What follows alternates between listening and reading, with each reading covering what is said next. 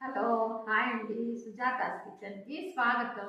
ఈరోజు సుజాతాస్ కిచెన్లో గాజర్ హల్వాని ఏ విధంగా తయారు చేయాలో చూపిస్తానండి. ఈ గాజరు మనకి నవంబర్ నుంచి ఫిబ్రవరి నెల వరకు లభిస్తుంది.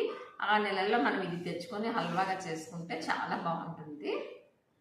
గాజర్ హల్వా తయారు చేయడానికి నేను 1/2 కిలో గాజర్ తీసుకున్నాను. దీనిని 2 సైడ్లు కట్ చేసుకుని మనము పీల్ చేసుకోవాలి. ఈ విధంగా మనం పీల్ చేసుకోవాలి. ఈ విధంగా పీల్ చేసుకున్న గాజర్ని మనం ఈ విధంగా తురుముకోవాలి. ఈ విధంగా గాజర్ మొత్తాన్ని తురుముకున్నాను. ఇప్పుడు దీనిని 1 స్పూన్ నెయ్యి వేసి మనము వేయించుకోవాలి. 1 టేబుల్ స్పూన్ తోటి స్పూన్ నెయ్యి వేస్తున్నాను. తురుముకున్న గాజర్ని దీనిలో వేస్తున్నాను. ఇప్పుడు ఈ గాజర్ని కొంచెం మెత్తపడే వరకు మనం ఈ నేతిలో వేయించుకోవాలి, కలుపుకుంటూ ఉండాలి.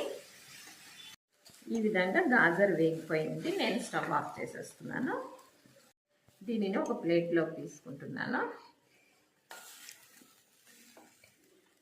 ఇప్పుడు దీనిలోనికి నేను ఒక 100 గ్రాముల పంచదార తీసుకుంటున్నాను.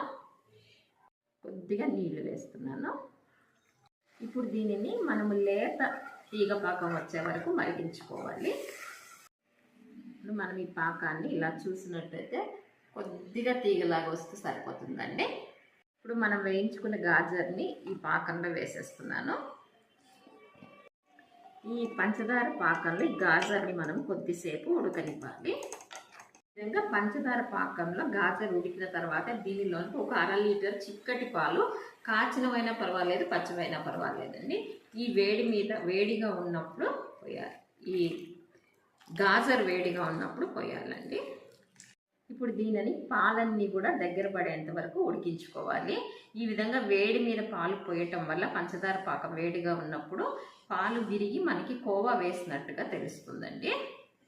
ఒక 8 పెద్ద యాలకులని ఈ విధంగా పొడి చేసుకున్నాను. దీన్ని కూడా వేస్తున్నాను. ఈ విధంగా హల్వా దగ్గరకు వచ్చిన తర్వాత ఒక 6 స్పూన్ల నెయ్యి అండి, ఒకేసారి వేయకుండా ఒక్కొక్క 2 స్పూన్లు వేసుకుంటూ ఉడికించుకుంటూ వేసుకోవాలి. ఇంకొక 2 స్పూన్లు వేస్తున్నాను.